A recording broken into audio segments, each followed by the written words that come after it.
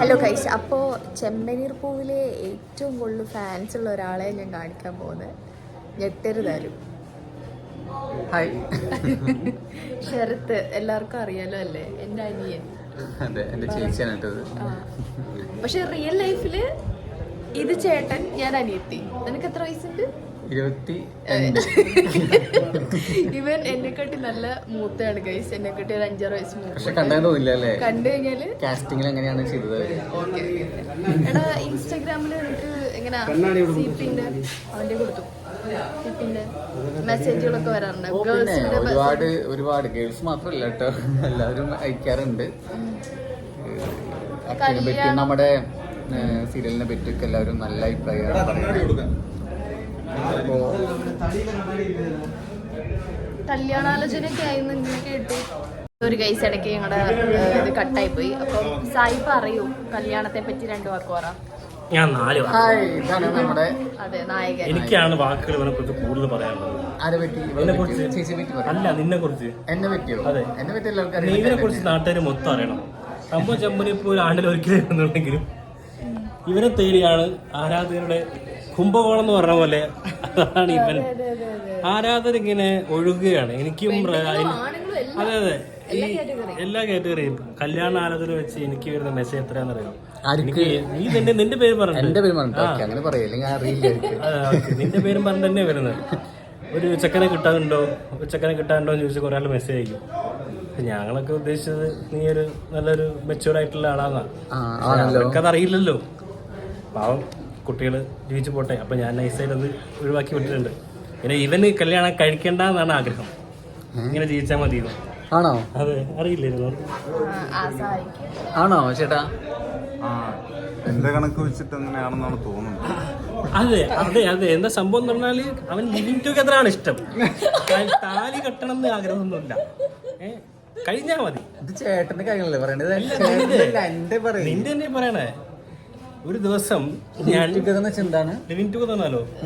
നീ ഇപ്പൊ നടന്നുകൊണ്ടിരിക്കുന്നതന്നെ living together. ഇവന് കൂടുതൽ മെസ്സേജ് വരുന്നത് അതാണ്, ലിവിങ് ടുഗദർ. അതെ, ലിവിങ് ടുഗദറിനെ കുറിച്ചാണ് മെസ്സേജ് വരുന്നത്. ഈ ലിവിങ് ടുഗദറിനുള്ള സംശയങ്ങളൊക്കെ കറക്റ്റ് എനിക്ക് മനസ്സിൽ തന്നത് ഇവനാണ്. ആ കാര്യങ്ങളൊക്കെ ഇപ്പൊ ഭയങ്കര എക്സ്പേർട്ടാണ്.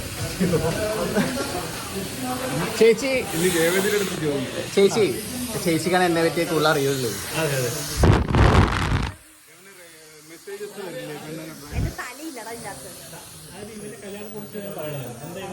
ഇവന്റെ കല്യാണത്തിനെ കുറിച്ച് 2 വാക്ക്.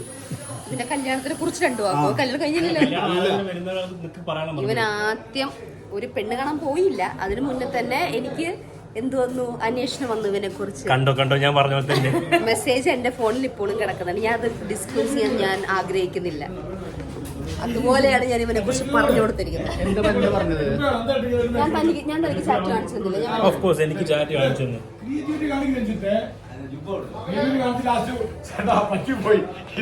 ഈ പറഞ്ഞല്ല സത്യമാണ്. ഇതൊക്കെ സത്യമാണ്. ഇതിന്റെ അടിയിൽ ഞങ്ങൾ ആ മെസ്സേജിന്റെ ആ ആളെ പേര് മാത്രം ഹൈഡ് ചെയ്ത് കാണിച്ചു തരാം. 100% സത്യം, പരമാർത്ഥം. അതെ, വലിയൊരു കവാടാണ്. വിജയിന്റെ വീടിന്റെ മുമ്പിൽ വെച്ചൊരു മറ്റേ ഗേറ്റ് പോലെയാണ് ഇവന്റെ വീടിന്റെ മുമ്പിൽ. അതിന് മുമ്പിൽ ഒരു ചെറിയൊരു ഹാൾ ഉണ്ട്. അതിനകത്ത് സെക്യൂരിറ്റി ചോദിക്കും ക്യാച്ച് ആയി ആപ്കോ. അവന്റെ വീടിന്റെ ഫ്രണ്ടിൽ പോയിട്ട് ആരെങ്കിലും ഒരു സെക്യൂരിറ്റി വരും, ഹിന്ദിക്കാരൻ.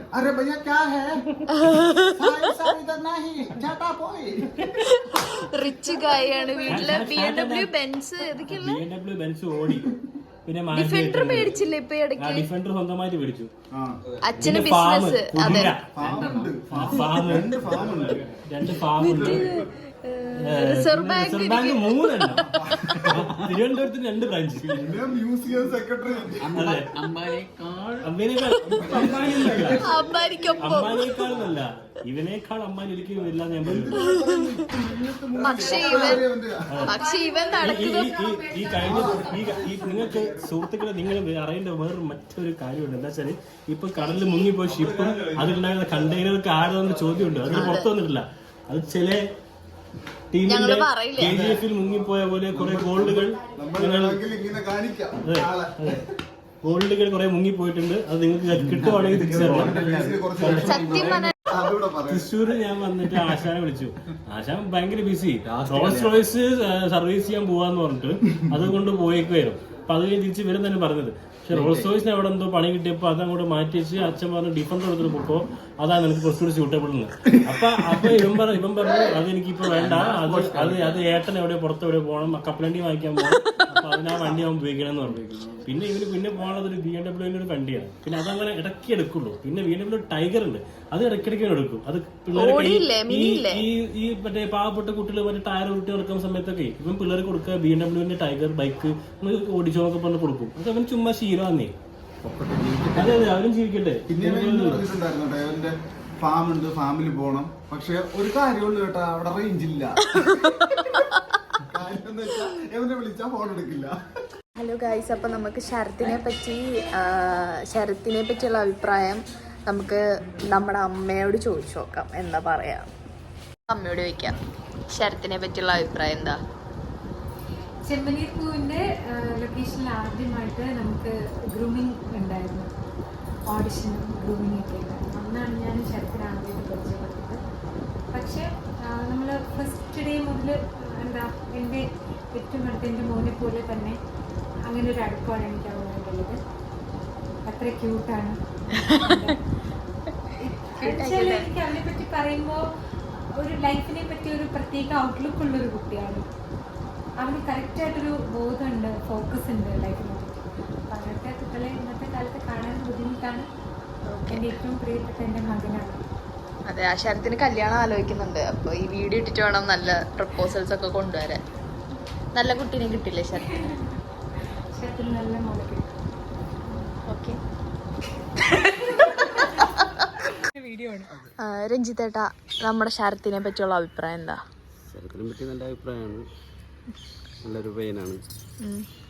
ഇനിയും അവന് മേലയിൽ കയറി വരണം എന്നാണ് എൻ്റെ ഒരു ആഗ്രഹം. അത് അവൻ എൻ്റെ കഴിവ് പോലെ ആയിരിക്കും ഇനിയുള്ള കാര്യങ്ങൾ. വേറെ ഒന്നും പറയാനില്ല.